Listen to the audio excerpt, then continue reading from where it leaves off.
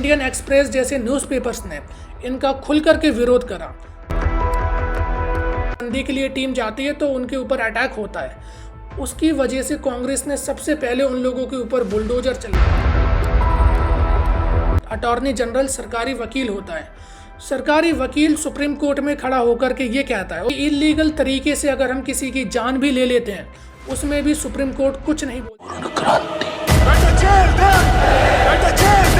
Jail बन जाएगा पूरी कैबिनेट की। सब कोर्ट्स बंद, अखबार, ऑफिसेज, प्रिंटिंग प्रेसेस सबकी बिजली काट दो। गला घुटेगा, हर आवाज जो उसके खिलाफ उठेगी। सारे देश में तुम्हारे खिलाफ नफरत का माहौल पैदा। देखिए, इमरजेंसी कोई 1-2 दिनों का खेल नहीं था, बल्कि इमरजेंसी की शुरुआत तो बहुत पहले हो चुकी थी। 1964 में देश के पहले प्रधानमंत्री जवाहरलाल नेहरू की मौत हो जाती है और उनकी मौत के साथ सबसे बड़ा सवाल खड़ा होता है कि नेहरू नहीं तो अब कौन, अब देश का प्रधानमंत्री कौन बनेगा। क्योंकि जो हमारे आसपास की कुछ कंट्रीज़ थी वहाँ पर मिलिट्रिकल कू हो चुके थे या वो अनडेमोक्रेटिक तरीके से राज्य करी जा रही थी कि इंडिया एक डाइवर्स कंट्री है और वो ज़्यादा दिनों तक यूनाइट नहीं रह सकती। क्या इंडिया अलग अलग हिस्सों में टूट जाएगा? ये सबसे बड़ा सवाल था। उस समय कांग्रेस में कई बड़े नेताओं का एक ग्रुप होता था जिसे कि सिंडिकेट बोला जाता था। ये ग्रुप बहुत ज़्यादा पावरफुल था कांग्रेस के अंदर और देश की राजनीति में इनकी सबसे बड़ी भूमिका होती थी। तो ये लाल बहादुर शास्त्री को चुनते हैं प्रधानमंत्री के तौर पर, क्योंकि लाल बहादुर शास्त्री ऐसे नेता थे जिनकी छवि बहुत ज़्यादा साफ थी। लेकिन ये खुशी ज़्यादा दिनों तक नहीं टिकती है। 10 जनवरी 1966 को ताशकंद में लाल बहादुर शास्त्री की हार्ट अटैक की वजह से मृत्यु हो जाती है, जिसके बाद कि महज 2 सालों के अंदर ही देश के सामने फिर ऐसी स्थिति थी जहां पर कि एक पॉलिटिकल वैक्यूम हो चुका था कि अब देश का प्रधानमंत्री कौन बनेगा, क्योंकि अब कोई ऐसा नेता भी नहीं बचा था जिसे कि सिंडिकेट खड़ा कर सके। और देखो, सिंडिकेट वैसे तो बहुत पावरफुल थे, लेकिन इनकी सबसे बड़ी ये प्रॉब्लम थी कि इनमें से दूसरा कोई नेता नहीं चाहता था कि दूसरा कोई सिंडिकेट लीडर पीएम बन जाए।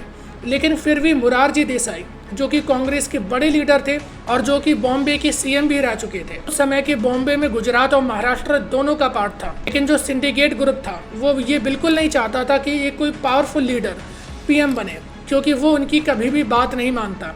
इसी वजह से ये लोग किंग मेकर बनना चाहते थे। ये चाहते थे कि कोई ऐसा नेता पीएम बने जो कि इनसे पूछकर हर काम करे, इनकी हर एक बात माने। इसी वजह से नेहरू की बेटी और कांग्रेस की 1958 में प्रेसिडेंट रह चुकी और लाल बहादुर शास्त्री की सरकार में मंत्री रह चुकी इंदिरा गांधी को मोरारजी देसाई के सामने ये लोग खड़ा करते हैं। अब जब 2 कांग्रेस के बड़े लीडर एक दूसरे के आमने सामने खड़े थे तो ये फैसला कर पाना बहुत मुश्किल था कि इन दोनों में से प्रधानमंत्री कौन बनेगा। इसके लिए कांग्रेस पार्टी के अंदर एक मीटिंग करी जाती है, उस मीटिंग में वोटिंग करी जाती है। क्योंकि सिंडिकेट का ग्रुप इंदिरा गांधी के साथ में था, इस वजह से इंदिरा गांधी को 2/3 मेजॉरिटी मिलती है, जो कि 66.5% मेजॉरिटी होती है, जिसके बाद कि इंदिरा गांधी देश की प्रधानमंत्री बन जाती हैं। 66 में इंदिरा गांधी प्रधानमंत्री बनती हैं। सिंडिकेट का ये अनुमान था कि इंदिरा गांधी जो भी काम करेंगी वो हमसे पूछकर करेंगी। उस समय पर कांग्रेस के प्रेसिडेंट थे के कामराज बड़े सिंडिकेट लीडर थे। उन्होंने ही इंदिरा गांधी को प्रोजेक्ट करा था और उन्हें ऐसा लगता था कि अब इंदिरा गांधी इनके हाथों की कठपुतली बनकर रह जाएंगी। इसी वजह से इंदिरा गांधी को उस समय के बहुत से लीडर गूंगी गुड़िया कह के भी पुकारते थे। और तभी देश का 4th जनरल इलेक्शन होना था।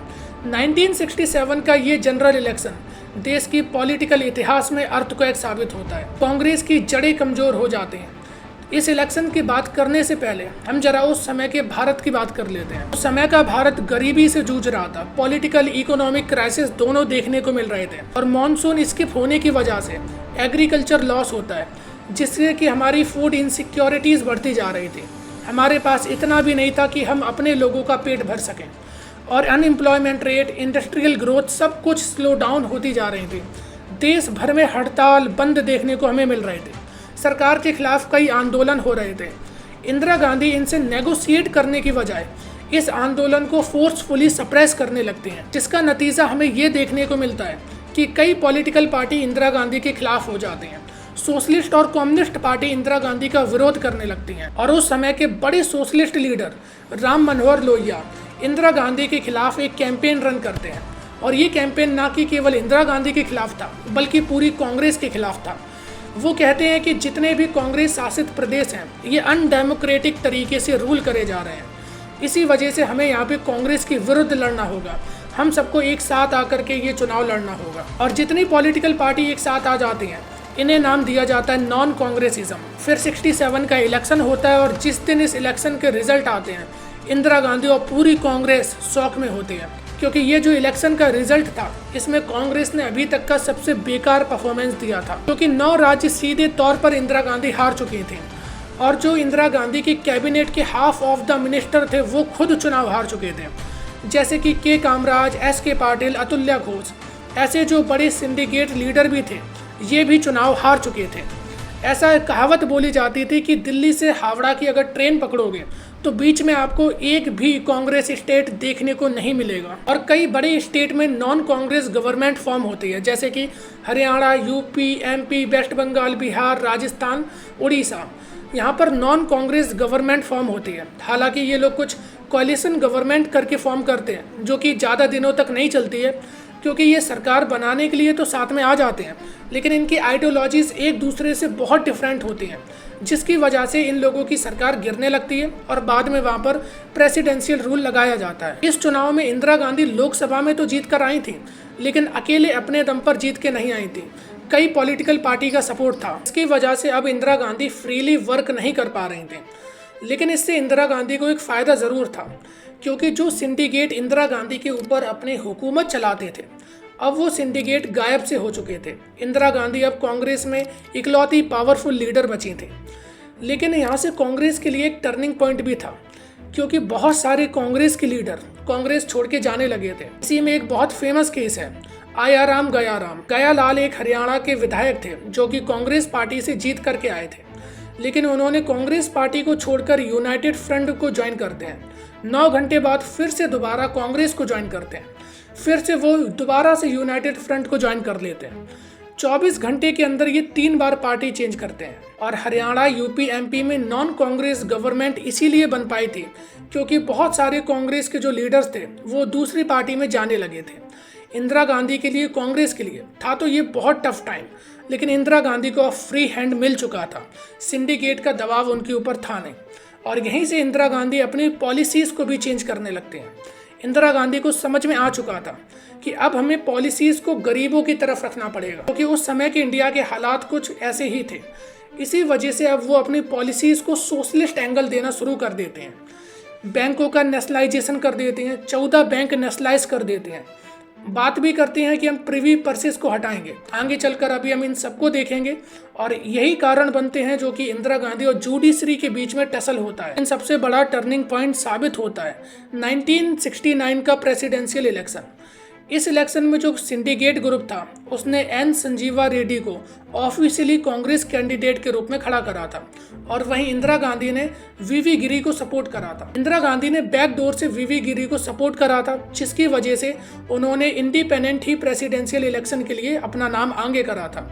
और जब ये बात सिंडिकेट ग्रुप को पता लगती है तो वो इंदिरा गांधी को पार्टी से निकाल देते। सोचिए कि आज जैसे कि प्रधानमंत्री मोदी प्रधानमंत्री हैं और बीजेपी उन्हें अपनी पार्टी से निकाल दे, ऐसी कुछ कंडीशन हो चुके थे 69 के प्रेसिडेंशियल इलेक्शन में। जब पार्टी से निकाल दी जाती हैं तो इंदिरा गांधी अपनी दूसरी कांग्रेस फॉर्म करती हैं, जिसे कि कांग्रेस आर बोला जाता था। और जो सिंडिकेट की कांग्रेस थी उसे नाम मिलता है कांग्रेस ओ, मतलब कि कांग्रेस ओरिजिनल। सिंडिकेट को ये लग रहा था कि हमारे बिना इंदिरा गांधी कुछ नहीं कर पाएंगी, लेकिन इंदिरा गांधी बैकडोर से मीटिंग करती हैं और कई कांग्रेस एमपी एमएलए से कहती हैं कि जब भी प्रेसिडेंशियल इलेक्शन होगा आप लोगों को वीवी गिरी को सपोर्ट करना होगा। और जब इलेक्शन के रिजल्ट आते हैं सभी लोग शौक में होते हैं, क्योंकि एन संजीवा रेड्डी चुनाव हार जाते हैं और वीवी गिरी चुनाव जीत जाते हैं। अभी इस पॉइंट तक कांग्रेस में स्प्लिट भी हो चुका था और कांग्रेस के ज़्यादातर जो विधायक और सांसद थे उनका भी सपोर्ट इंदिरा गांधी के लिए खुले मंच पे सामने आ चुका था। सिंडिकेट से जो उनकी तकरार थी वो भी सबके सामने आ चुकी थी और कांग्रेस अब अलग हो चुकी थी। सिंडिकेट की कांग्रेस अब इंदिरा की कांग्रेस बन चुकी थी। इन्हीं सब चीज़ों को देखते हुए इंदिरा गांधी फैसला लेती हैं कि अब हम लोकसभा को डिसॉल्व कर देंगे, क्योंकि देखो इंदिरा गांधी को शुरू से पावर अपने हाथों में चाहिए थी और जो उनके साथ कोalition गवर्नमेंट फॉर्म करी थी वो नेता उन्हें सही से काम करने नहीं दे रहे थे। इसी वजह से इंदिरा गांधी टाइम से पहले ही लोकसभा को डिसॉल्व कर देते हैं और 1971 में फ्रेश इलेक्शन का अनाउंसमेंट करते हैं। इस टाइम पर पूरा विपक्ष एक साथ में था। पूरा विपक्ष नारा देता है कि इंदिरा हटाओ देश बचाओ, और इंदिरा गांधी इसे बड़ा पॉजिटिव वे में ले जाते हैं कि गरीबी हटाओ देश बचाओ, जिससे कि अब इंदिरा गांधी जो मार्जिनल ग्रुप था, गरीब लोग थे, गांव में रहने वाले लोग थे, पिछड़ा वर्ग था, उसे सीधा अपने साथ कनेक्ट कर लेते हैं, जिसकी वजह से जब चुनाव के रिजल्ट आते हैं सभी देख के हैरान रह जाते हैं। 352 सीट अकेले कांग्रेस जीत करके आती है और कांग्रेस का जो अलायंस था टोटल 375 सीट जीत करके आती हैं, जिसकी वजह से कि अब इंदिरा गांधी का कॉन्फिडेंस भी बढ़ चुका था। और तभी 1971 में पाकिस्तान के साथ वॉर होती है। इस वॉर में पाकिस्तान को हम हराते हैं और बांग्लादेश का फॉर्मेशन होता है। इस वॉर के बाद इंदिरा गांधी की जो लोकप्रियता थी और ज़्यादा बढ़ जाती है। लोग ज़्यादातर इंदिरा गांधी को सपोर्ट करने लगते हैं, लेकिन इसी के बाद से असली गेम शुरू होता है। अभी 1971 में थोड़ा आगे बढ़ने से पहले हम इंदिरा गांधी और जुडिशरी का जो भी आपस में तकरार चल रहा था उसे समझ लेते हैं, क्योंकि ये भी एक बड़ा टर्निंग पॉइंट था जिससे कि इंदिरा गांधी डिक्टेटर बनती जा रही थी। 1967 में गोलकनाथ केस आता है, जिसमें कि सुप्रीम कोर्ट से ये पूछा गया था कि क्या गवर्नमेंट के पास पावर है कि वो कॉन्स्टिट्यूशन को अमेंड कर सकता है। सुप्रीम कोर्ट मना कर देता है, क्योंकि आर्टिकल 368 जो कि अब गवर्नमेंट को पावर देता है कॉन्स्टिट्यूशन को अमेंड करने की, उसमें पहले कहीं पे भी पावर शब्द का जिक्र ही नहीं था। फिर आरसी कूपर केस आता है, जो इंदिरा गांधी ने बैंकों का नेशनलाइजेशन करा था उसके विरुद्ध में था। तो उसमें सुप्रीम कोर्ट का जजमेंट आता है कि गवर्नमेंट अगर ऐसा करती है तो उन्हें एक कॉम्पनसेट अमाउंट देना चाहिए। फिर 1971 में जो प्रीवी परचेस थे, मतलब कि राजघरानों को थोड़ा बहुत रिजर्वेशन दिया जाता था और बेसिक नेसेसिटीज़ प्रोवाइड कराई जाती थी, पेंशन दी जाती थी, उसे इंदिरा गांधी खत्म करना चाहते थे। हालांकि वो लोकसभा में पास कर लेते हैं, लेकिन राज्यसभा में पास नहीं हो पाता, जिसके बाद कि प्रेसिडेंट वीवी गिरी के साइन कराने के बाद उसे ऑर्डिनेंस की तरह पास करा जाता है। लेकिन सुप्रीम कोर्ट इस ऑर्डिनेंस को अनकॉन्स्टिट्यूशनल घोषित कर देता है। अभी तक इंदिरा गांधी को इतना समझ में आ चुका था कि अगर मुझे फ्री होकर के काम करना है तो सबसे पहले जुडिशरी को अपने रास्ते से हटाना पड़ेगा। इसी वजह से 71 में Indira Gandhi 24th amendment act लाते हैं कि सरकार के पास पावर है कि वो कॉन्स्टिट्यूशन को अमेंड कर सकती है। आर्टिकल 368 में पावर शब्द को मेंशन करा जाता है। फिर 72 में 25th अमेंडमेंट एक्ट लाया जाता है, जिसमें कि गवर्नमेंट ये कहती है कि जो राइट टू प्रॉपर्टी है वो आपका कॉन्स्टिट्यूशनल राइट है, और जब भी हम कोई नेशनल वर्क के लिए आपकी प्रॉपर्टी लेंगे तो कितना कॉम्पनसेट करना है इसे हम तय करेंगे, कोई मार्केट फोर्सेस तय नहीं करेंगी या कोई और इसे तय नहीं करेगा। इसके बाद 26th अमेंडमेंट एक्ट लाया जाता है और इस एक्ट से प्रीवी परचेस को कॉन्स्टिट्यूशन से हटा दिया जाता है। अब ये इंदिरा गांधी और जुडिशरी के बीच में टकरार चल रही थी, लेकिन मैं आपको टाइमलाइन से आगे चल करके एक और केस बताना चाहता हूँ, केशव नंद भारती केस, जो कि बहुत इंपॉर्टेंट केस है इंडिया की जुडिशियल हिस्ट्री में। इसमें जुडिशरी जजमेंट देती है कि गवर्नमेंट चाहे तो कुछ भी अमेंड कर सकती है, लेकिन बेसिक स्ट्रक्चर को हाथ भी नहीं लगाएगी। बेसिक स्ट्रक्चर क्या होगा, इसे अभी तक सुप्रीम कोर्ट ने डिफाइन नहीं करा है। सुप्रीम कोर्ट ने कहा था कि हम अपने अलग अलग जजमेंट के थ्रू बताते रहेंगे कि बेसिक स्ट्रक्चर क्या होता है, लेकिन फंडामेंटल राइट को गवर्नमेंट अमेंड नहीं कर सकती है। उसके बाद कि इंदिरा गांधी ने यह तय करा कि ठीक है, कॉन्स्टिट्यूशन का कस्टोडियन भले ही सुप्रीम कोर्ट हो, लेकिन सुप्रीम कोर्ट के कस्टोडियन हम बन जाएंगे, मतलब कि जो जज होगा वो अब हमारा बैठेगा। इसी वजह से 3 सीनियर मोस्ट जजेस को सरपास करके एएन राय को इंदिरा गांधी सीजीआई बना देते हैं, चीफ जस्टिस ऑफ इंडिया बना देते हैं, और वो वर्क भी हमेशा इंदिरा गांधी के फेवर में ही करते हैं, इंदिरा गांधी के पपेट होते हैं। अब चलिए हम अपनी 1972 वाली पॉलिटिकल कंडीशन पे वापस आते हैं। उस टाइम पर बांग्लादेश आज़ाद हुआ था, तो बांग्लादेश से 8 मिलियन रिफ्यूजीज इंडिया में आ चुके थे, और पाकिस्तान से वॉर की वजह से अमेरिका अब हमें सपोर्ट करने से मना कर देता है, जिसकी वजह से भारत में महंगाई बहुत बढ़ने लगती है, ऑयल के प्राइस ज़्यादा होने लगते हैं। 1974 में 30% महंगाई बढ़ जाती है। भारत में इंडस्ट्रियल ग्रोथ बहुत कम हो जाती है, प्रोडक्शन बहुत कम होने लगते हैं।